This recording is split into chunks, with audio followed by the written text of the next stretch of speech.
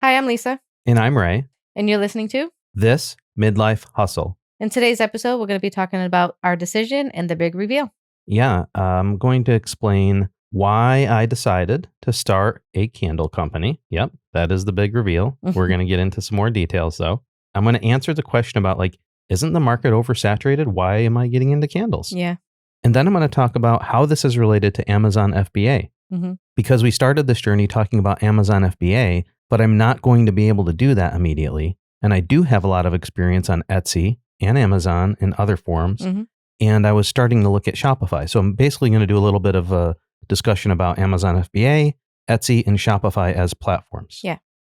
So section 1, why candles? This is interesting. I was having so much trouble with the custom coasters idea. I really did like that idea, but it was becoming obvious that I wasn't going to be able to work with these suppliers. Maybe that's a little bit on me, maybe a little bit on them. But at the end of the day, I just felt like I was stagnating and getting frustrated. And this isn't supposed to be about that, right? Right. I mean, I know that can happen and you have to work through it. But it was the work it was taking me just to be able to communicate with the supplier was nauseating.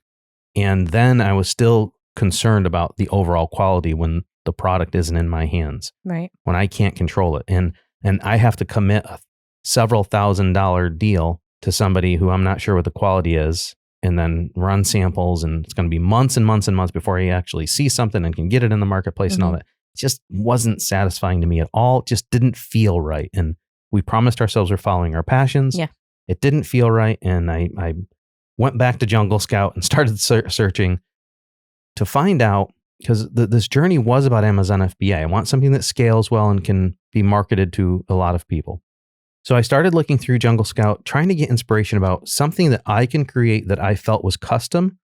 We talked last episode about not doing personalization, but something that I can do that was unique and custom, because that's satisfying to me.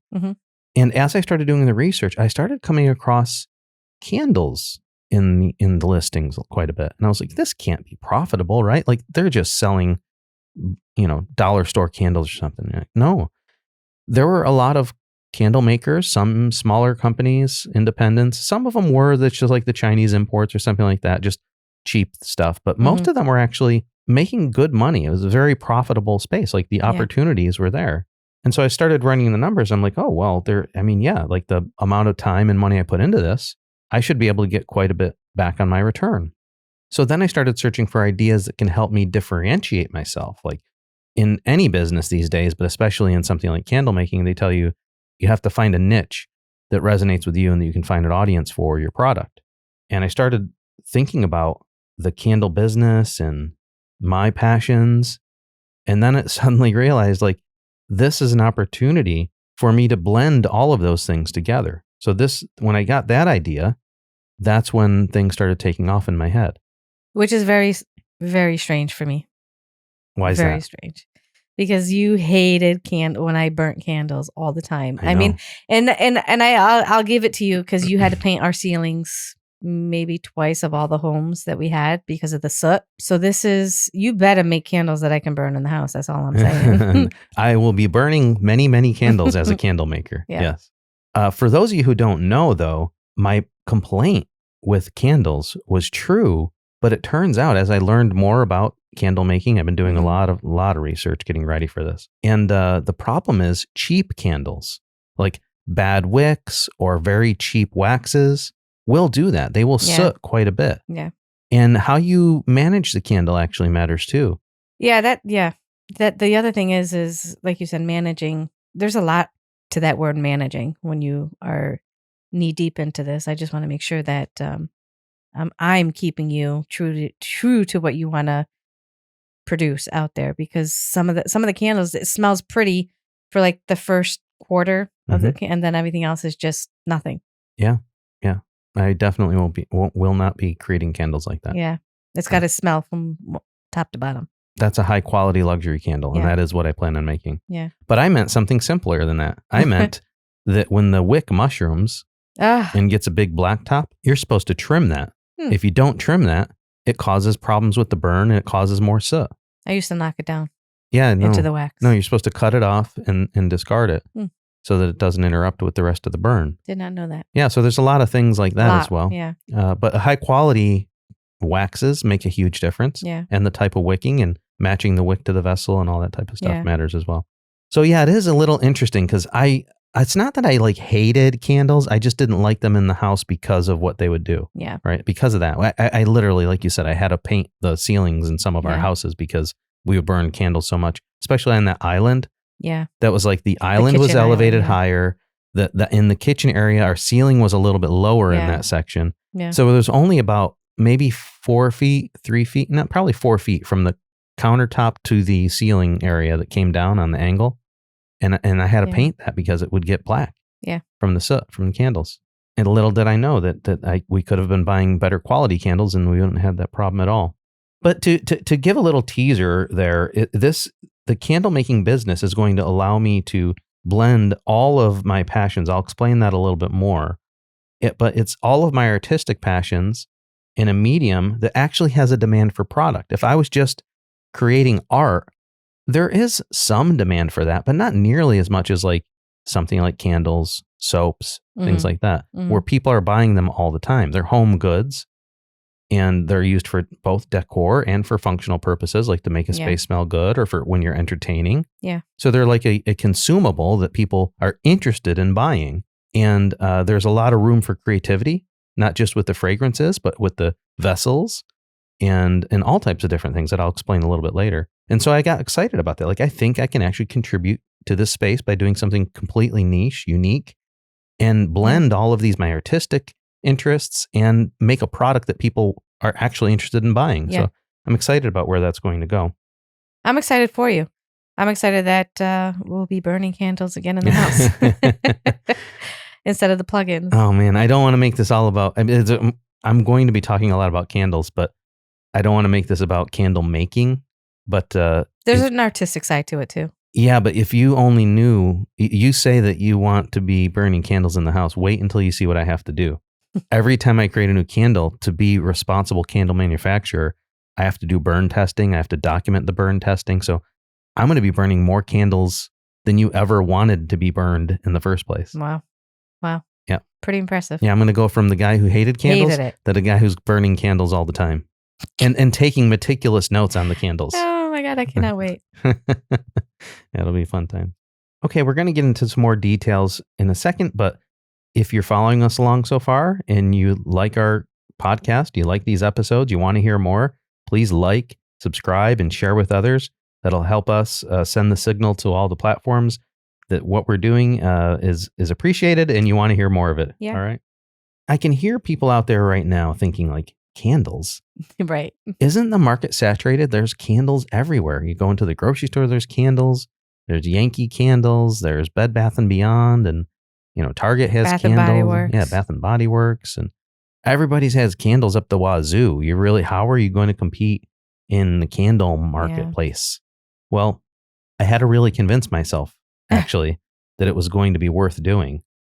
And I think I did. No, I know I did. The key is to find a niche that has an audience, first of all. That sounds easy, but it's easier said than done because you really have to find a niche that kind of resonates with you, that is something you can do some riffs on and all that type of stuff. Mm-hmm. But my niche is not going to be as simple as like, put another scent in a jar with a unique label and name, right? You know what my idea is, and I'll reveal more details about that with the candle company when I start doing those announcements. But actually, it's a subtle, since part of what we're doing here is we talk business with folks. What I decided to do is I'm not actually forming a candle company. Everything we're doing is under the same LLC. That has its pros and cons, but one of the pros is I don't have to spin up an entire other LLC just for this purpose. Right. So I didn't tell you this yet, but I've already joined a soap and candle makers guild that offers insurance. Nice. So because you want to make sure you have insurance for something like this because you're manufacturing a product. Mm-hmm. So our LLC now has general liability insurance as well as product liability insurance. And we're doing this under a brand name. So our LLC owns a brand. And if we ever wanted to spin it off into its own LLC, we can, but we're starting small, grassroots, right? Mm-hmm. And this gives us the ability that if we try a couple of these different things and one of them doesn't stick the landing quite right, we can just keep pivoting with other brands. But this one, I know is going to work. So, Yeah. but there's no reason for cool. us to, as a small, mom and pop LLC with a white husband and wife owning it. There's no reason for us really to have a whole bunch of different LLCs. Technically, the reason would be if you wanted isolation amongst them. Right. You don't want a claim against the candle company to affect a claim against what we're doing on YouTube or something, right? But the reality is, with just a mom and pop, with just you and I, if it ever got into some legal litigation stuff, they're going to, like, it's called piercing the veil, like getting behind the LLC. They're going to fight for that in lots of different ways anyways. So we might as well just handle it by having, good enough insurance to help protect us. Yeah. And then if things scale to where it makes sense to spawn another LLC, we will. Yep. So anyways, back to, isn't the market saturated? I was surprised to learn that the candle industry, it depends on whose research you listen to, but let's say it was a $6 to $10 billion a year industry. Would you have thought candles are doing that Yes. much business? Yes. Really? I wouldn't Just Christmas alone, I spent, without your knowledge, for the 3 girls, about $500 on candles? on candles. Wow. And it really wasn't that many candles. And I spent that much because they all said it smelled really good where I got the candles from. But yeah, it's a big thing. Well, that surprised me. And the thing is, it's a $6 to $10 billion industry. If I remember the math right, or the statistics right, I think it's predicted to grow another 3% every year. And I think it's expected to be like a $30 billion industry by 2030, something like that. Well, yeah, It's I crazy. know. I believe it. And a lot of people go for aesthetics, smell for sure, gift. I mean, it's a big thing. It really is a big. If you don't know what to get somebody, everybody turns to a candle.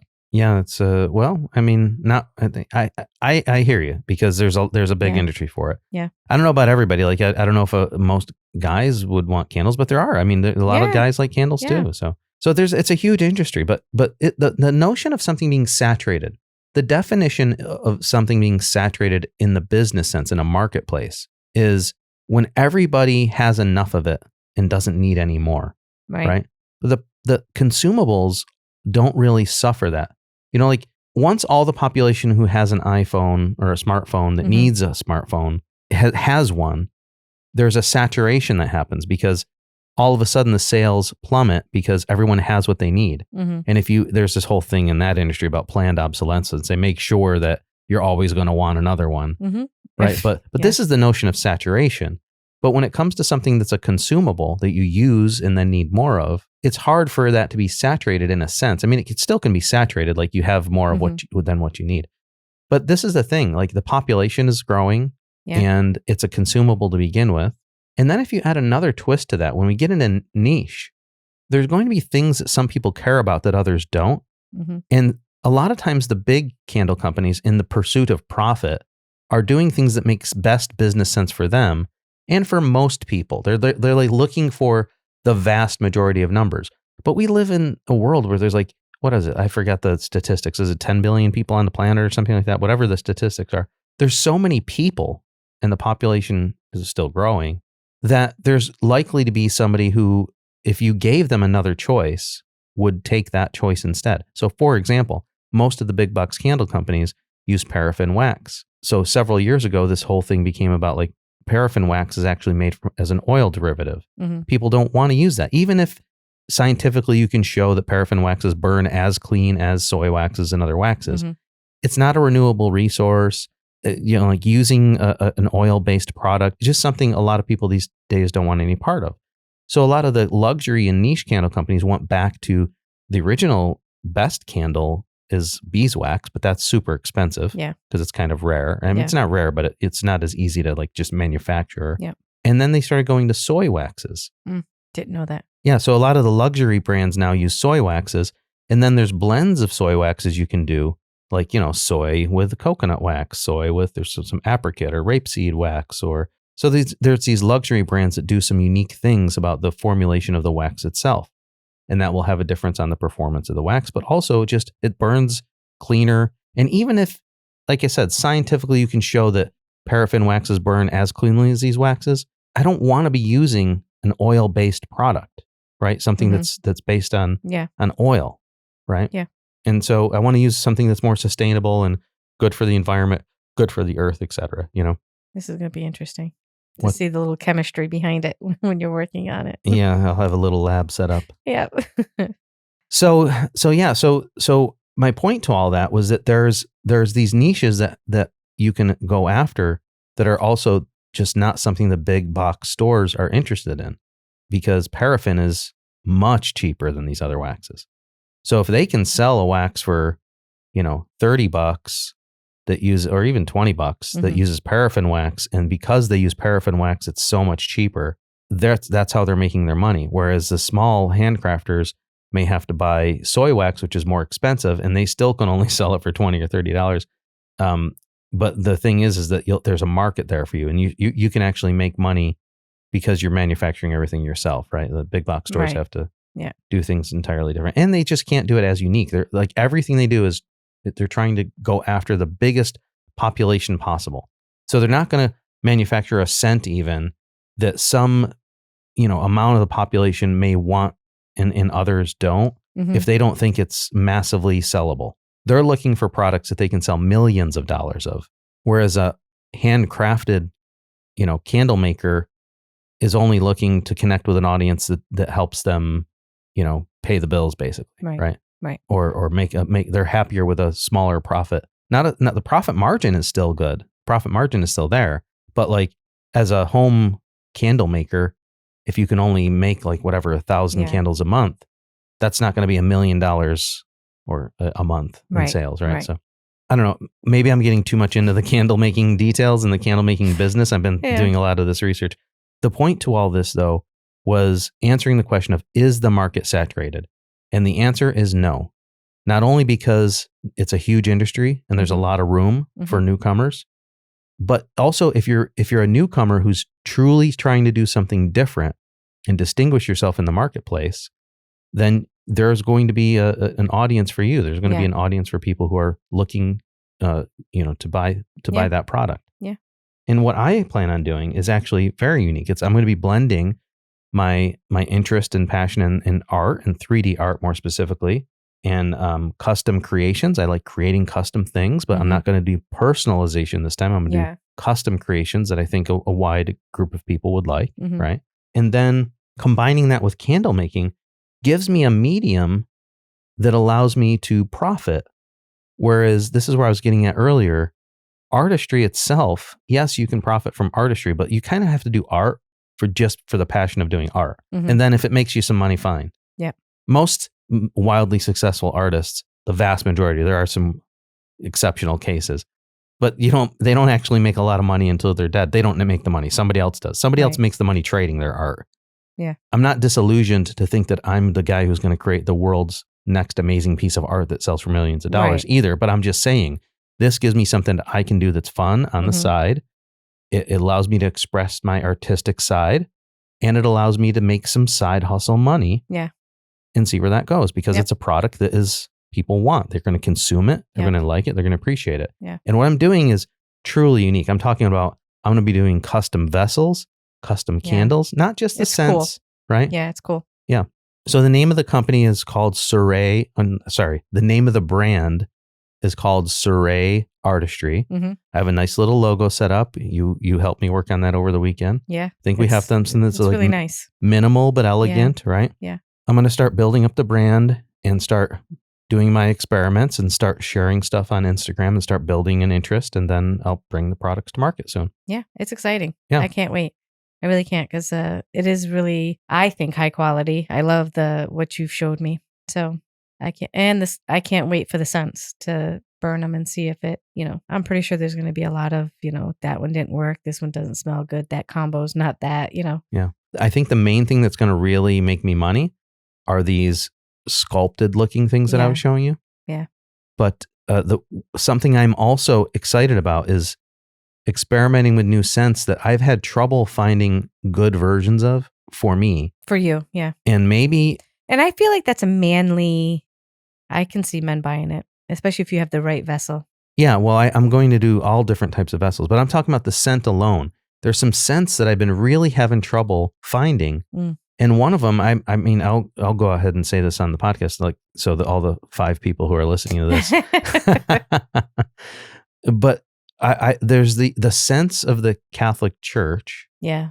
or something that I wanted in the house. Not that it's a consecrated scent in the house, that you only get that from church, but I just, the scents are so, like, they're good for, like, meditation. They just bring a certain kind of peace. Yeah, I was gonna say calmness. Yeah. I don't know whether it has to do with being in church and smelling it and then bringing that home and smelling it home, giving you that peace, or when you're praying at home. Yeah. But I've been having trouble finding, like, the perfect church scent, both for, like, the chrism and for the smoke, the incense that they do in church. Yeah. And I found the supplier, or the monks who actually make this, that most churches in the US use. And I know there's a couple other companies doing something like this, but I don't think they're doing it right. And so I really know that I can compete in that space. And then if I combine that unique fragrance with a unique vessel and a unique packaging and all that, I really think that's going to sell well. And even if it doesn't, I'm going to be personally so satisfied in that if I get it right. You know? For sure. It's something that I'll like, and I hope that other people like as well. Yeah. So how is this related to Amazon FBA? Let's come around to that. We've been talking a lot about Amazon FBA. Yeah. And how is this related? Well, I did have to take a little step back from that, because I realized, one of the things I realized is, I don't know, for better or worse, we did promise ourselves we were going to follow our passions when we did this. If I just wanted to try to be a standard business person, right, and look for an item that I thought we can make a decent profit margin on Amazon, and I was just looking at it as like a trader, right? Then I can probably find some products and do that. It just would feel soulless to me. Like, I have no interest in doing that at all. I don't want to do that. So when I was trying to do that, it just was not appealing to me at all. It wasn't satisfying. Yeah. To you. Yeah. Anyways, the point I really wanted to get at is, when I started doing this research, there is this phenomenon where a lot of people on Amazon are kind of like looking for a deal. Yeah. Like, when you go to Amazon, you have a thing that you want to get in mind, and you go into this mode of like, where can I get it at the best price? Because oftentimes there's so many people offering the same thing, or just the same thing with a different brand. You just go looking to see, like, oh, well, who's offering this product that I need at the lowest price? And it's the same item, ultimately, just has a different label on it. Yeah. So might as well just find the cheapest thing. And I don't want to be competing in that space. I don't want to be putting another candle in a jar and competing for somebody else who just put a candle in a jar and put a different label on it. Yeah. Yeah. I want to make best of class products that people are really impressed by. And whether it was a candle or something else, I'm just saying that was my Amazon FBA mentality. Yeah. So I do still want to pursue Amazon FBA, but the way I want to get there is a little bit different now. I'm not looking for the perfect product to be a trader of products, or customize a little thing here and a little thing there and put a big order in with a Alibaba supplier. I'm going to use my previous experience with building businesses and doing custom merch and Etsy and Shopify. I'm going to use that previous experience to plot a path where I'm establishing a brand name now, right? I'm going to establish a brand name, establish a look, get some buzz going on that item, to the point where it's a product that nobody else has and they can't compete. Right. And then when I go back to Amazon FBA, it'll be like other major manufacturers, only I'll be a smaller person, right?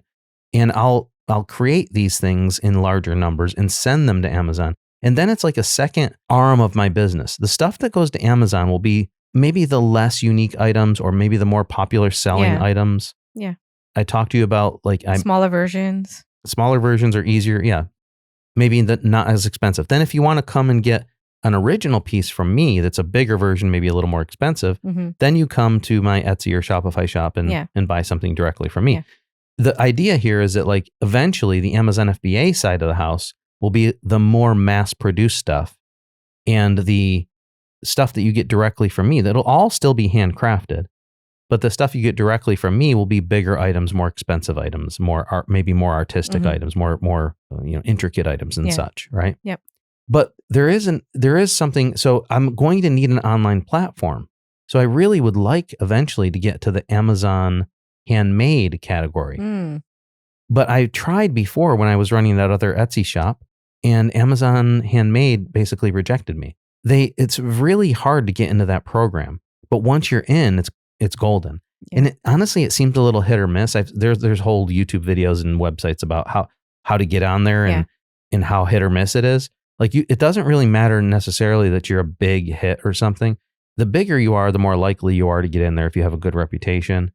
But there's been some small creators too that have managed to get in there, and I don't know what it has to do. I don't know if it's like ethnic diversity or some other reasons they're picking people, but once you get in Amazon Handmade, there's this area of Amazon that's dedicated to handmade items.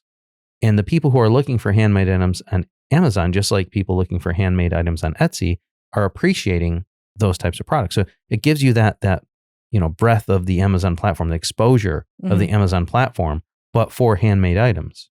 And if you're in Amazon Handmade, you can still take advantage of FBA, because FBA is just the fulfillment side of the house. And you can do Amazon FBA without being in Amazon Handmade as well. Oh, wow. Okay. Right? So Amazon FBA is still in my future, but I would also really love to be able to get into the Amazon Handmade program.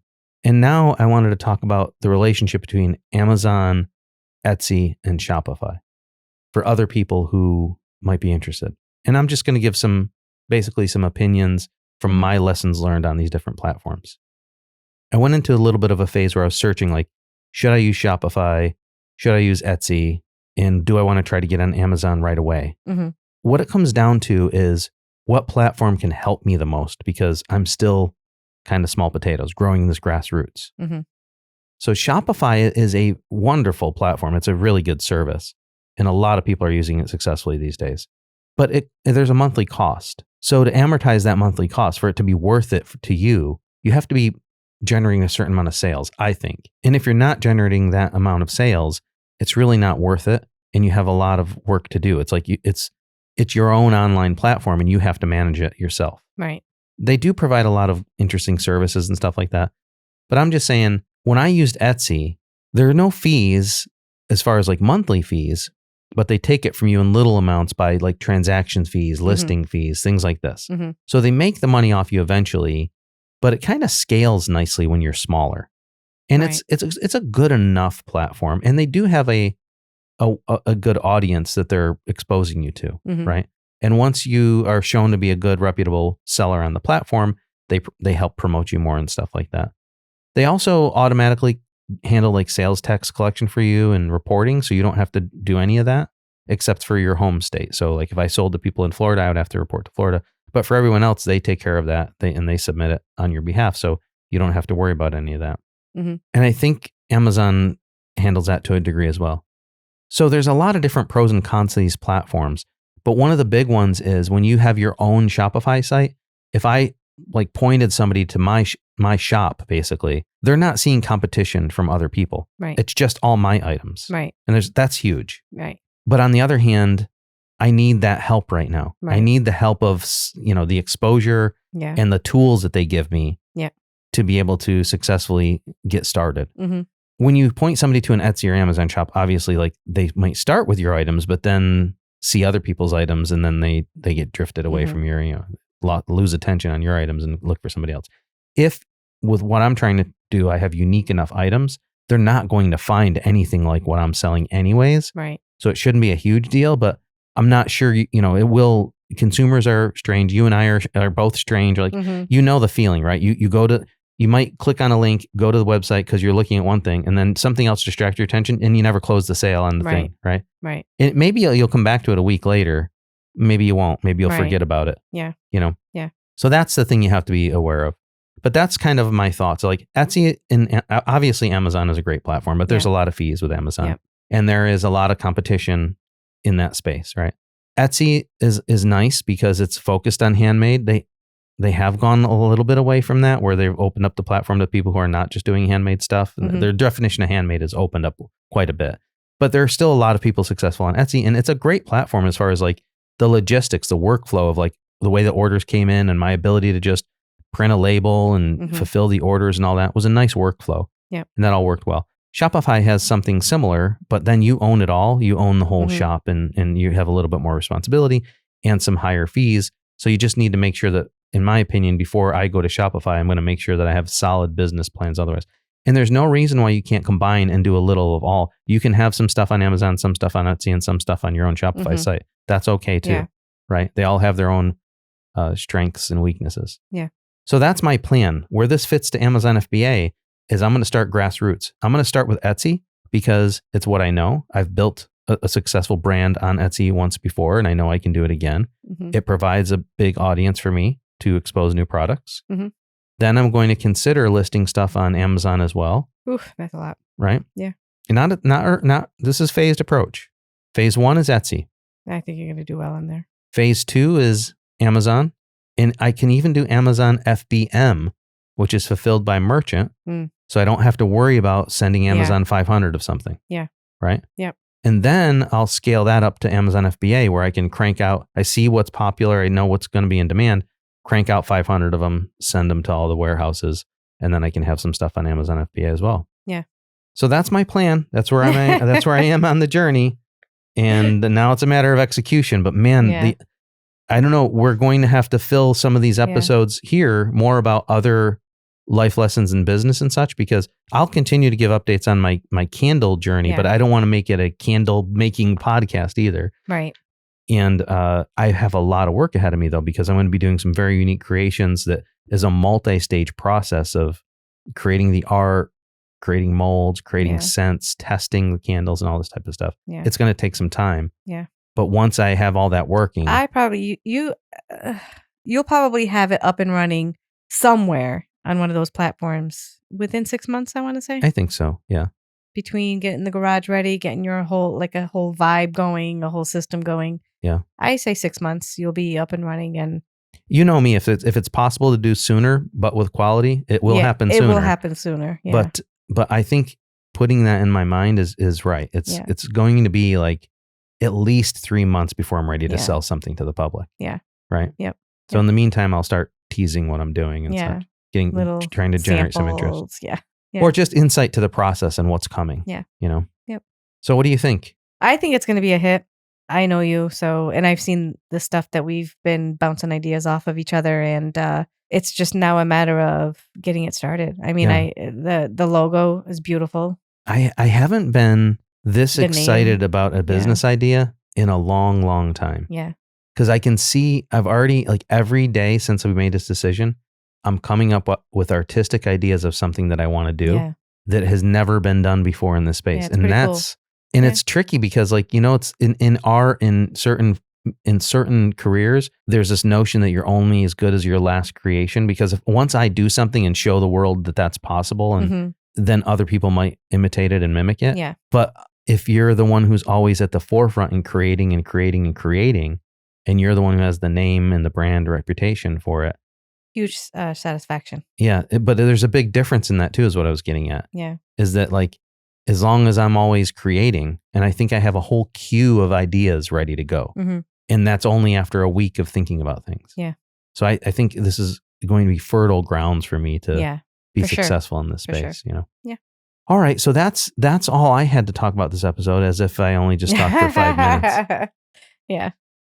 Mine will be 5 minutes. No. So let's, give folks a preview of what's coming next episode. Because next episode, I'm not going to talk at all about the candle business and what I'm doing. Next episode is all about you. Yeah, next episode is not all about me, but... Oh, yeah, it's going to be all about you. I dominated this episode, so you are due an episode. Yeah. Mine's just going to be about, while you're doing that, I pumped the brakes a little bit about my idea because I need help in the next steps in my idea, but you're, knee deep with yours, and I want yours to be up and running before I get mine up and running.